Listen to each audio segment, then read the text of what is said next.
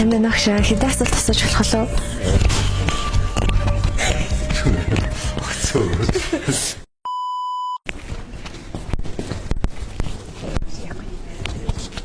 Сайн байна агш. Танаас хэдэн асуулт асууж болох уу?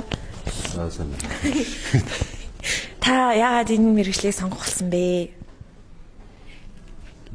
Одоо хүн ч одоо мэргэжилтэд дурлаж ордог, нэг бол ойлгож дурладаг. Би бол одоо ойлгож дурласан хүн дээ. Энэ мэргэжлийн бусдаас ялгарах онцлог давуу тал нэг таны бодлоор юу вэ? Монгол улсад энэ мэргэжлийг эзэмшиж байгаа бол одоо Монголын бараг бүхэл шинжлэх ухааны хэлний салбар бол угаас л бүх үндэс суурьнд нэг алдаа ер нь бол зөв өөр газар болов яг магадгүй гадаад хэлний тухай улсынхан суурь багтай. Тэгэхээр монгол хэлний мэргэжил бол тухайн улстай өөрсдийнхэн үндэснийхэн хэл соёлын дархлааг, оюун санааных нь бичгээр нь бүх юмар нь тайлж байгаа. Тэрний тайллын одоо кодыг гаргадаг улсууд бид нэр л гэсэн үг тэр нь бол.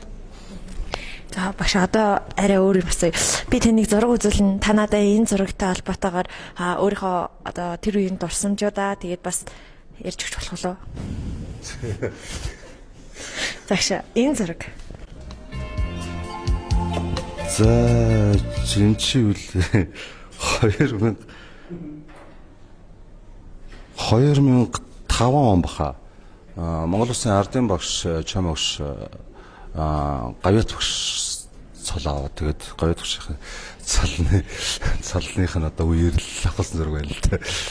Оюут насныхаа нандин дурсамжаас багш хуваалцаач. Оюутан багтай хөдөлгөөнтэй байсан. Тэгээд оюутны холбоо, клуб, одоо мэргэжлээс сурчлах клуб гэдэр гэл тиймэрхүү маягаар тэгээд бас хажуугаар нь мэргэжлээ бас хаяхгүй эрдэм шинжилгээний хурал, илтгэл зөвлөгөө ингээл хаана л оюутны одоо тухайд бол Монгол улсад монгол хэлний чиглэлээр боловсон хүчин бэлтгэдэг 15-6 хувийн болон улсын сургуулиуд байсан. Тэгэхээр тэр сургууль болгоно л өөр ингэсэн эрдэм шинжилгээний хурлуудыг зохион байгуулдаг. Тэнд очиод тэгэл оролдол яваад төгсөн да. Одоогийн оюутнуудад өгөх таны зөвлөгөө юу вэ? Тэгэл хичээлээ сайн сонсож байгаа гоё. За тийм л үү. За ярьслаас нь баярлалаа.